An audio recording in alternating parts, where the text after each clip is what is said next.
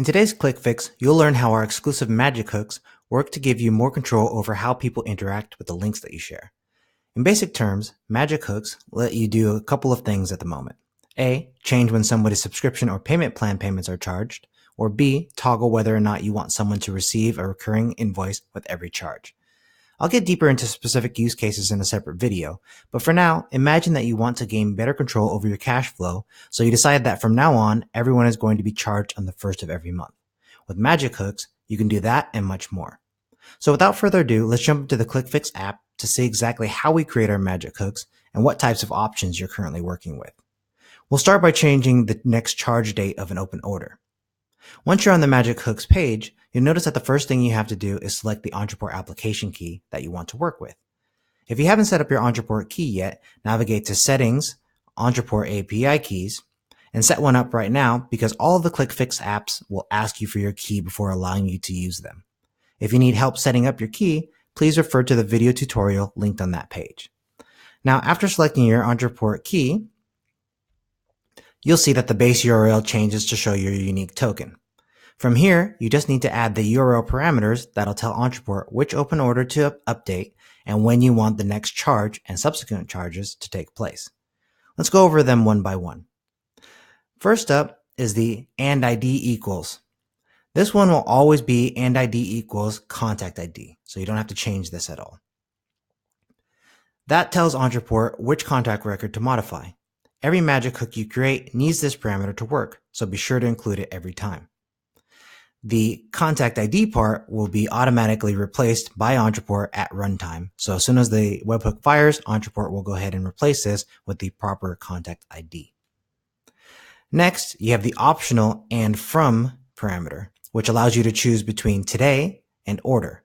This parameter tells Ontraport whether you want the offset you choose in a later step to be counted from today or from the current date of the open order. Let me try to explain that with an example. Adding and from equals today means that whatever offset you type will be calculated from today. So if you choose a 3-day offset, your magic hook would change the next charge date to 3 days from today. So for example, if today were November 21st, the next charge would be on November 24th. If you were to choose and from equals order, then it would calculate 3 days from the date of the next order. So if today is November 21st and the next charge date is set for December 21st, this would change the next charge date to December 24th. So that's 3 days from the next open order. Moving on, we see that we can also choose the time zone that we want to use for the webhooks calculations. This looks like and time zone equals, followed by the desired time zone in a continent/city format like and time zone equals Europe/London. You can Google TZ database time zones if you need a list of compatible time zones. This is an optional parameter, but if it's not specified, please keep in mind that it'll default to GMT, which is essentially the UK time for the uninitiated. After that, we have the option to specify which product this is for by using the and product equals parameter. You can find your product ID list in your Ontraport dashboard under Sales, Products, and then either adding the product ID column, or if you're in Chrome, you can just hover over the product name and look in the lower left corner of the browser window. Let's take a look at that right now. So you can see that here I've already added the product ID, so they show up for me automatically. But if you don't have those added, you can hover over the name of the product, and in the bottom left-hand corner, you'll see that the and ID equals 2, which corresponds to product ID number 2 over here.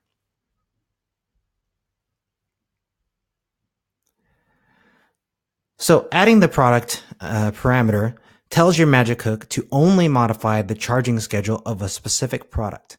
If you do not include this in your webhook, you may end up modifying every open order, both subscriptions and payment plans currently active for that contact.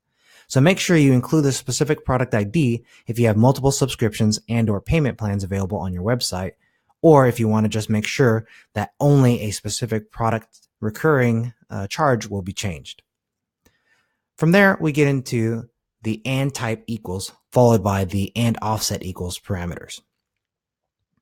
As the table shows, you have several options that you need to consider for the and type equals variable, which will determine what number you should include for the and offset equals value.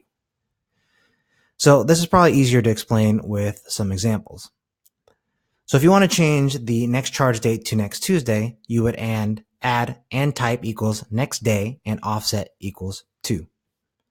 So in this example that you see on the screen, you see here that the and type equals next month and offset equals 1, which would move an open order next to the next charge date of the first of next month. So today, as of recording, today is November 12th. So if I were to put that webhook into my Ontraport settings, then it would automatically change the next charge date to December 1st.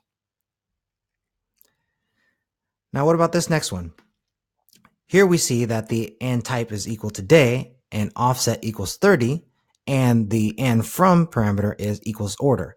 So what that does is it adds 30 days to the next charge date in the order, which essentially gives them 30 days free. So the way that this would translate is that if today is November 12th, and I have the next charge date would then be probably December 12th because I have on a monthly charge cycle. Adding this would mean that I would add 30 days to December 12th, which would put me sometime in January, which would again give them essentially 30 days free. You can also combine them. So you can run the first webhook like this one, which would say that it wants to charge the next recurring charge to change it to the first of the month. And then you run a second webhook, which would then push the next charge date to the first Monday of the next month as well. All right. So this would say, I want to set this to December 1st, and then running this would then push it to the first Monday after December 1st. The last thing that you want to know is that you can have these combinations and you can kind of play around with them a little bit, but you're definitely going to want to test to make sure that it is providing the changes that you're after. Why don't we jump over to Ontraport and I'll show you exactly how to deploy this. So once you're logged into your Ontraport dashboard, you're going to want to go to campaigns, and then you'll probably want to select a new campaign. And then for this, we'll just go ahead and start it from scratch. I always like to give my campaigns a descriptive name.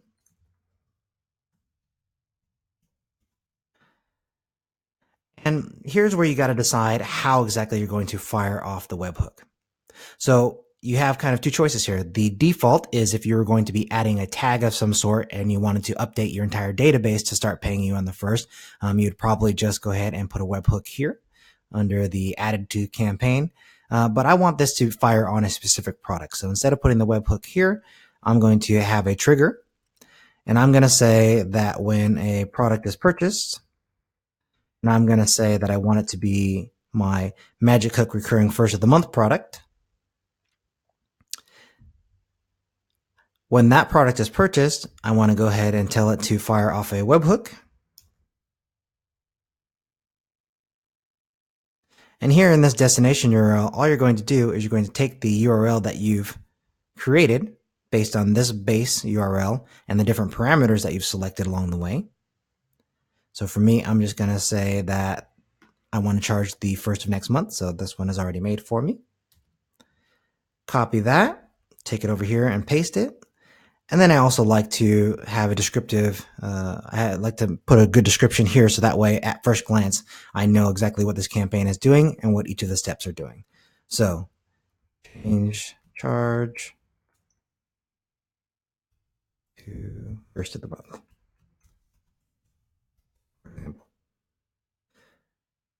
And in that, after that's sent, and that's it. From here, all you have to do is publish this. And every time somebody purchases your product, it'll automatically go in and change the next charge date to the first of the month. So you're going to want to make sure that you test this out. And you're also going to want to make sure that you use logic when you're setting these up, because this would in fact say that if somebody were to purchase on let's say the 30th of November, this webhook would then charge them again on the 1st of December. So you're definitely going to want to take some of that into account when you're setting things up. But just know that you have a lot of flexibility here, and that with experimentation, I'm sure you'll be able to do some really interesting things that are going to make it even easier for you and your clients to control their cash flow and to do some pretty spectacular things with Ontraport.